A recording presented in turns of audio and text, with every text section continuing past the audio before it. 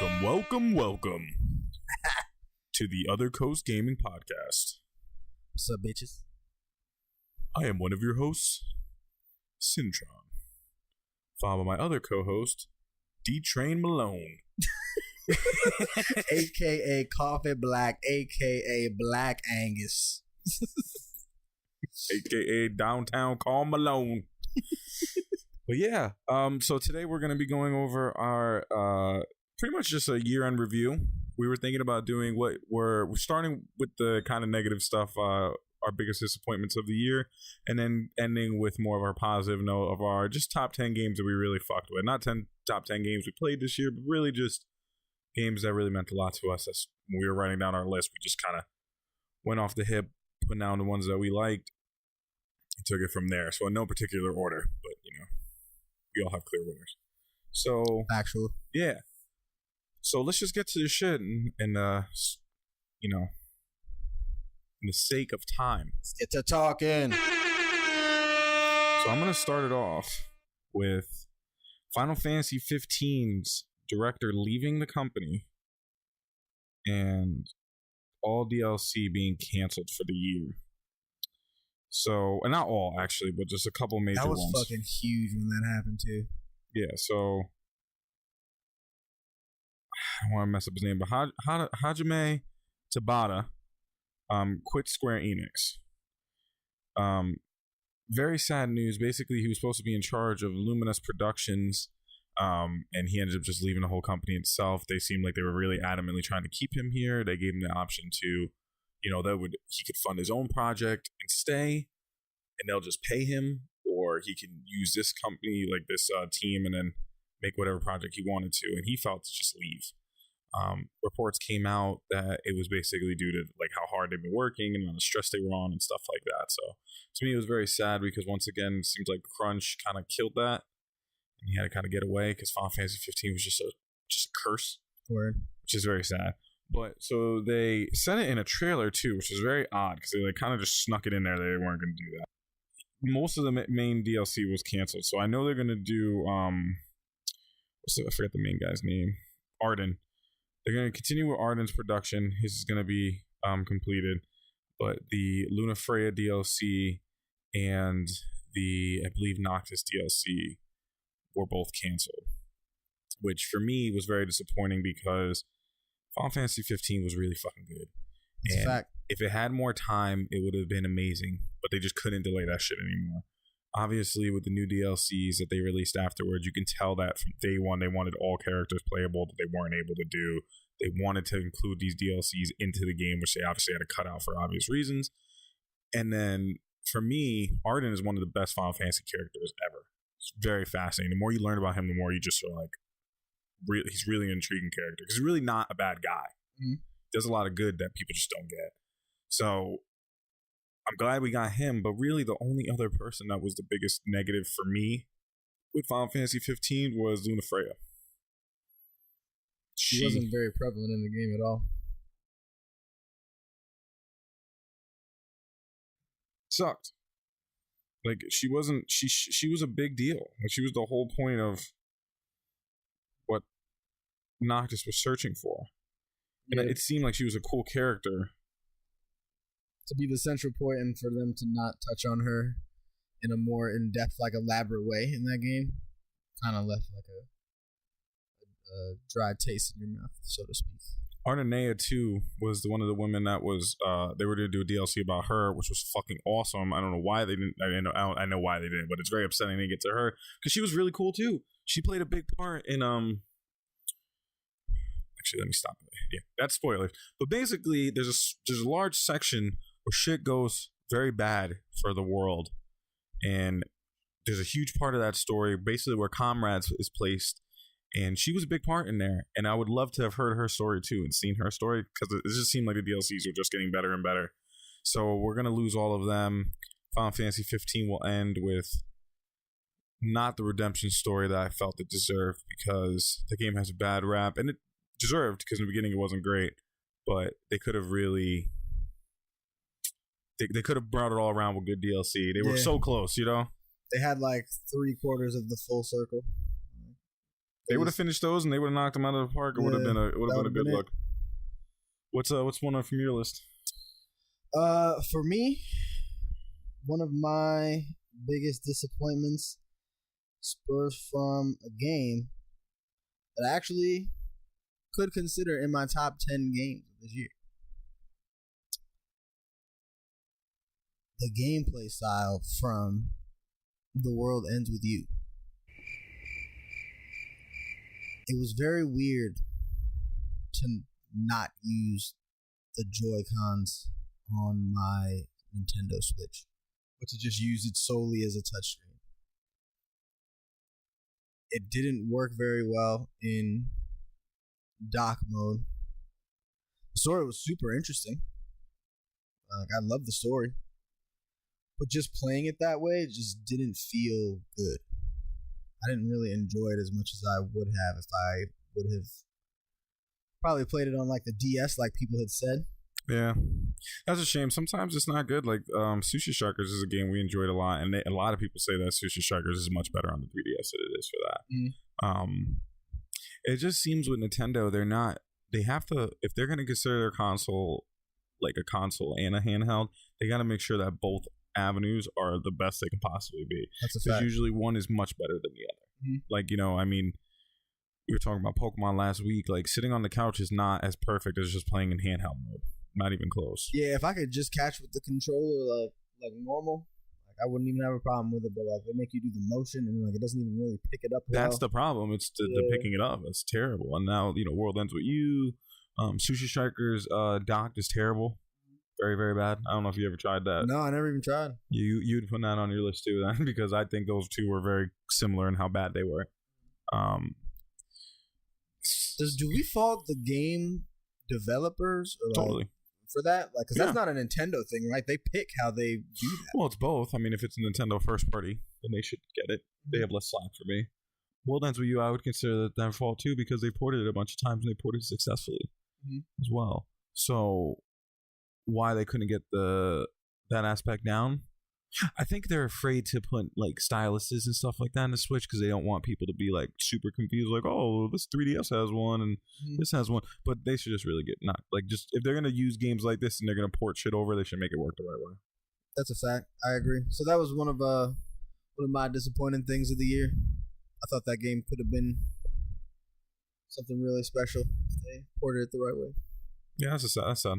At least it's good. At least I mean, it is a testament to the game that it was a big disappointment to you because you felt how much you liked it. Just the gameplay was bad. That's a testament to the game actually being pretty good, except for obviously. So kudos to them and shame on them at the same fucking time. It's like a double slap, right? Like, damn. It's fun. What you got for me? Let's see what's the next one on the list. So this year, a lot of things got leaked. And Kingdom Hearts and Smash both got leaked before the game came out. And for me, it just took away so much hype. And I don't mean that I was any less hype playing the games, but to me, it made me go, like, the best way I could explain this is, like, when a game gets released, you get a little bit, like, especially when review copies start going out, you get, like, scared that people are going to leak shit. But it's not, like, a super long period of time before that happens.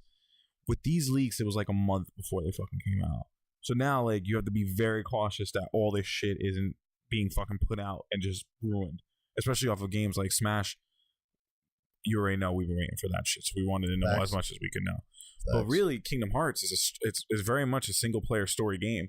So if you ruin fucking story elements, that's a huge deal. Especially in a game you're waiting for fucking over 10 years. Like, it's just very sad. And I hate it. And I hate that they're doing shit like this. And I hate leakers. Like, I love a good, like, rumor, but just leaking, like, information like that just always rubs me the wrong way. And let me tell you, I'll let you jump in 1 second, but if I ever see, like, you wanted the fastest way to get me to unfollow someone is for them to put a fucking stupid-ass thumbnail that is a clear spoiler just to get people to look on it, or they post spoiler shit, unfollow them fucking immediately, unsubscribed, all that shit. You're a dub. Yeah, that shit is fucking mega trash. Super fucking disappointing. Like, you don't want to see shit like that, especially, like you said, after you've been waiting so long for a game to release. The Smashes of the world, the fucking Kingdom Hearts of the world, like, those are two huge titles that people are fiending playing. Like the basis of those two games were fiending new games for people to come in and drop. And even like I just feel like that's like super disrespectful to like the game developers and all those people like working on the game. Like they're not ready for you to have the fucking art right now, my G. Like as much as I like love like a leaked song or like a leaked album or whatever, like I understand like how impactful that is to like an artist, and it's the same applies to these fucking game developers. 100%. Like you guys aren't getting like the completed fucking art, like you're getting like little clips. So like now people are starting to formulate opinions based on something that you don't even fucking really know 100% about because you have fucking leaked shit. Like, and it's just like I agree, man. Yeah, it's just fucking corny. Yeah, shame on you people. Yeah, it's the way of the world, but fuck y'all.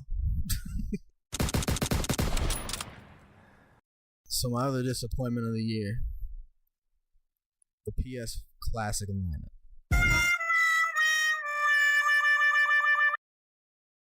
I went to go pick up Tetris Effect, and there was a table absolutely filled with like at least 20, 25 was all on his fucking table. Yeah, just to name some off of the fucking thing that I could go without: Intelligent Cube, Jump Flash, Mr. Driller. I mean, Super Puzzle Fighter wasn't the greatest game. I did play that a lot, but like, I love that fucking game. Yeah, like I played a shit ton of that game, so I'm not really mad at that. Yeah, we don't need to like dive in too much, but just them picking the wrong titles, them clearly missing titles, them charging an absorbent amount more for like not even top quality titles. Not even a ton too. I think it was only 20 games. Yeah, 20 games for $100. That was clearly overpriced, and then that's why they immediately discounted it within like 2 months of it being released. Like. Yeah, that was Sony thinking they could just quick cash. You know what I mean? Because they seen the success of the mini Nintendos and all that shit, and they were like, "Ooh, we could bag off that." But like, y'all didn't even fucking think to ask the base like what they would want, or like think to look like what the base was playing back then. Like, come on. Even I heard also the emulators aren't good, which is even worse. It's like at least Nintendo's like, even if you didn't like the game, it was a good emulation, but like they aren't even good. That's terrible. Yeah, that's fucking mega trash. PlayStation, like y'all got to do better. On shitting on PlayStation, which is fantastic because we love PlayStation so much, so it's just funny. I'm a PlayStation ass a nigga too, but y'all fucking up out here. So they did no. One of my biggest disappointments was no PSX. Mm-hmm. I don't think it's a bad move because I don't think you should do a conference if you have nothing to show. However, it was disappointing that they had nothing to show. It would be nice if they came out with something. Mm-hmm. I respect it. You know, kind of funny. His game showcase came out after that, which was great. And it would not have if PSX didn't do it. So, you know, sad, but it kind of makes me more intrigued. So it's not the worst thing in the world. Mm-hmm. Do you have any more? I have a few. My other one was actually directed at PlayStation 2, honestly. Keep it going. Get ready, Xbox. This is the most fun you're going to have. Right? Like, y'all are getting the real fucking shit right now. Let's get it on. Get ready. Yeah, I was really disappointed that they fucking pulled out of E3 next year. That's some fucking crazy shit. They've been the fucking top dog at the fucking shit for the past, like, how many years? Like, oh yeah, their conferences are always phenomenal. Like 5-6 years, they dominated the fucking conference. Like pretty recently. Yeah, I mean that's another sad one too. I'm just everything about PlayStation makes me so curious. Yeah, I'm really because like know they're doing their own PS. Like, are they waiting till the end of the year to announce PS5? Because that's what they're doing. Like, there's no way that you can tell me they're not. Like, they're just literally holding off all announcements because they're like, well, everything we have has already been shown a bunch of times. Everything that we have in development is not for PS4. It's Horizon 2 and shit like that. Mm-hmm. So SpiderMan 2, God of War 2. I mean, all these things are getting sequels. They're fantastic games. They deserve sequels. So like, what's the Bloodborne 2? Like, all these things are coming. They're coming. So like, what do they do next? And they're just can't talk about it. It's all PS5 shit. It's just so fucking intriguing. Can't fucking wait. Yeah, I'm super hyped for a fucking PlayStation 5. I hope they don't do that 500 gig shit again and they just off the rip start with the terabyte. I think everybody's gonna do terabytes. I think people know. Dude, the fucking God of War, or not God of War, Battlefront 2 and Red Dead Redemption 2 are like 100 gigs each. Oh my god, those shits are fucking huge. Ridiculous. I appreciate that, game developers. Let me tell you guys, like, games that you guys are putting out are great. But like, if you could trim that up a little bit, I can only fit 3 games on my console. Pretty much. God damn. Yeah, I mean that really pretty much sums it up for me. I enjoyed the year of games. I got looking for more people to shit on. So I was very disappointed in just the industry with this Call of Duty Battlefield shit. Call of Duty sold you a game that was only multiplayer and zombies, and they charge you $60. They're charging for a season pass, and they're putting microtransactions in their shit. I'm not fucking with that. It's just sad because now that they've done it and it's the best-selling game of the year, it's like things send messages to to the publishers.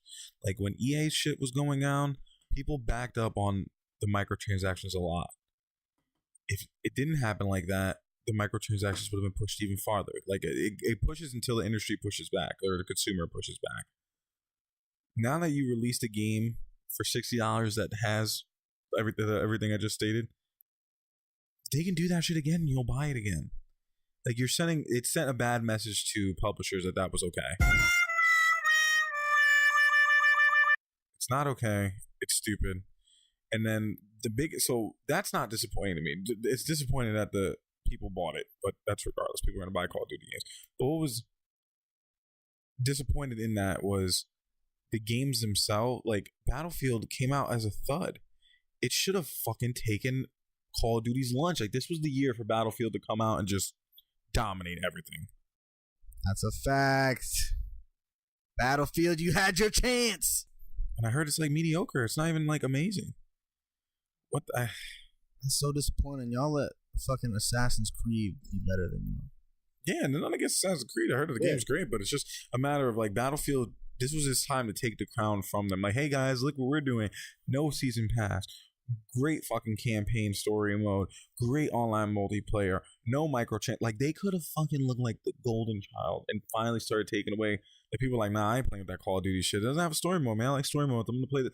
But like that game came out with a thud. No one gave a fuck about that game because it was like a mediocre Battlefield game. Really, nigga? Yeah, that's a good disappointment. I probably should have included that as well because I am kind of pissed off about that. And now that is, like you said, gonna set the fucking trend across the board that lets people think it's okay to fucking put out a game that's $60 with no story. That is not okay. To everyone and anyone listening, if you do that, I'm not buying your shit. It's just you gotta support things with your wallet to send people a message. Like I don't buy Destiny 2's new Forsaken DLC strictly because I don't appreciate that annual pass bullshit. But for me, I really want to play that shit. But it's just one thing I won't do. I'll wait a whole year to play that shit. I'll play it. Best believe I'm gonna get it for dirt cheap because I don't fuck with that annual pass. Throwing that annual pass for free, you have me at hello. True. So the last one that's the biggest disappointment is by far the biggest disappointment for me of the whole year.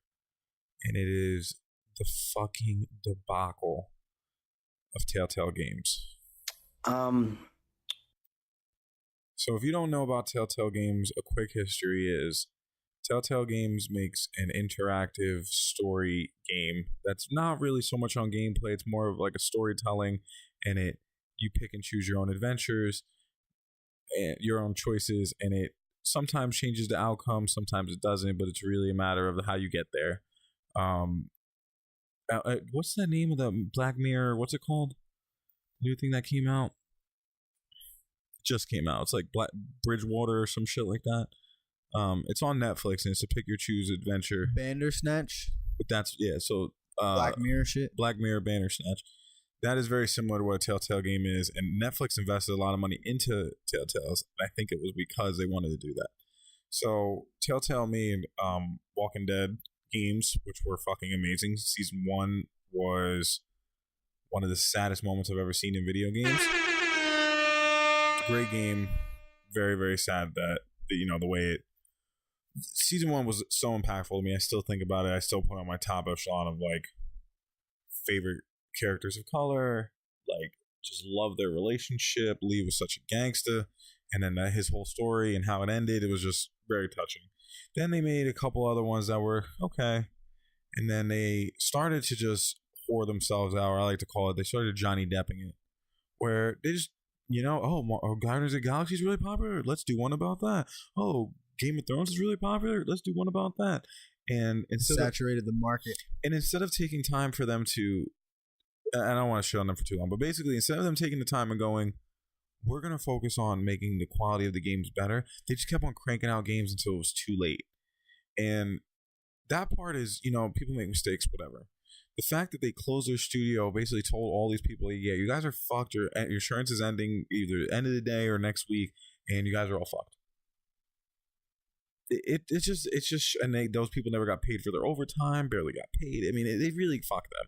Luckily, it has a slight redemption of, the most important part, the last season of Walking Dead, where they concluded Clementine's story, was canceled at this point. So for me, it was like, wow, one of my favorite studios closed up. And now what are we supposed to do? It was at this moment that he knew. Skybound Games, Robert Kirkman's studio, picked up some of the developers, and they continued the work that they started. So their story is going to get out, and then those people who were wrongfully terminated for because they don't know how to run a company, some of them got jobs, which was great. So, I mean, hopefully at the end of the experience ends up being a great way to end her story. But for me, just how I watched that game studio rise and fall, and you could see, it was very clear what was happening. Just sad it went out like that, and sad that they made a legacy that, if played the right way, they could have rode that shit for mad well. And yeah, very sad. But you know what? That's what you get for putting out a lot of quantity of garbage instead of few quality. In the movie Land of the Lost, I like to quote my man Will Ferrell: "If you don't make it, it's your own damn fault." It's your fault, Telltale. Like, I played the fucking weirdo games that you guys made, like the Game of Thrones one, which I thought was mega trash. The Batman one, which I thought was really good. I watched Cintron play, what was the Wolf Among Us? That one, Cintron? That was like one of my favorites. That shit was fucking really good. My girl was so excited when they announced the second one. You know how fucked up it is for her to be like, hey, Matt, my girl doesn't play a lot of video games. Hey, Matt, when are you gonna, when's that game coming out? I was like, oh, they never talked about it. I don't think they're gonna make a second one. Oh, babe, guess what? They are gonna make a second one. Oh, babe, guess what? That studio closed. They ain't making shit. Deb, Dubbington. It was a roller coaster of emotions. Sad. Yeah. So only other thing the last thing I want to do, and this is real quick because we want to keep this to 25 minutes, is, which we won't do, so we'll make it 27 minutes, is Sam Raimi's suit in SpiderMan. So I don't know if you know about this, Darius, but let me explain kind of what happened. So 3 DLCs come out. Everyone's waiting for the Sam Raimi suit. Sam Raimi's suit was the one with Tobey Maguire for the original Spider-Man movies. People were waiting. First DLC comes, they don't get it. Second DLC comes, they don't get it. Third DLC comes, people lose their fucking mind. Like, where the fuck is this suit? You guys are fucking stupid. How can you guys not know? And a lot of hateful shit on the internet bullshit. So a lot of fuck shit that they were pulling on those poor developers. Now, shortly after they started losing their mind, the DLC suit was released for free for everyone, even if you did not buy the DLC. Oh, cool. Yes, people were like, oh, yeah, they listened, blah, blah, blah. But obviously, they knew what people wanted. There's no way that they weren't working on that suit. But unfortunately, from that suit, it's Sony, and it's clearances, and it's not as easy for you to pull something from one division to another division. It's not like even if it's the same company, it's very, very challenging to get these suit approvals. They don't want to maybe use that suit because they're releasing a new Spider-Man game or a new Spider-Man movie. They don't want to confuse people, make you remember the old one. They want you to focus on a new one. There's a lot of different things that could have happened that stopped that thing. Yeah, copyright and just fucking licensing, all that type of fucking weird wild shit. Right? So that poor developer has been getting a lot of shit. SpiderMan, I don't know if you remember the Puddlegate. Remember that shit where people were freaking out about puddles? Like the trailer showed bigger puddles, what they were. Yeah. Then people were pissed about the DLC because they said it was, day one disc shit, and it was like just pulled off to the side, which clearly wasn't true because once you play, you realize it's a good amount of shit. Like obviously, it must have taken them some time to develop that. And then this is the way it ends it. So for me, fandom once again ruins a very nice game, a fucking amazing game. No pun intended, and it deserved love and not the fucking hate, dorky nerds fucking flipping out on a keyboard because they didn't get everything that they wanted. Because the game is fucking beautiful, so it wasn't a downgrade on graphics. Facts. The fucking the DLCs were as a whole great, so I love that shit. And the Sam Raimi suit was coming if you guys would have not been baby back bitches. So that was my 27 minutes. Fuck all you internet nerds that flip out over the drop of a dime. Let these developers live. Suck a fat dick, Chucho. So that concludes our biggest disappointments. We didn't think it would go that long, but hey, man, there's a lot of things to be disappointed about. Some disappointing shit this year, unfortunately. So we're going to change the pace and start talking about the positives of this year and some of the things we really, really love. So we're going to start going over our top 10 games of the year in no particular order, so do not flip out that Z Fighters is not, third or some shit. Just wait, and we're going to explain to you, and then we're also going to try to give you, what we liked, what we disliked, and hopefully you can make an informed decision. Maybe purchase one of these games that you liked or that you hear about for the first time. Oh, word.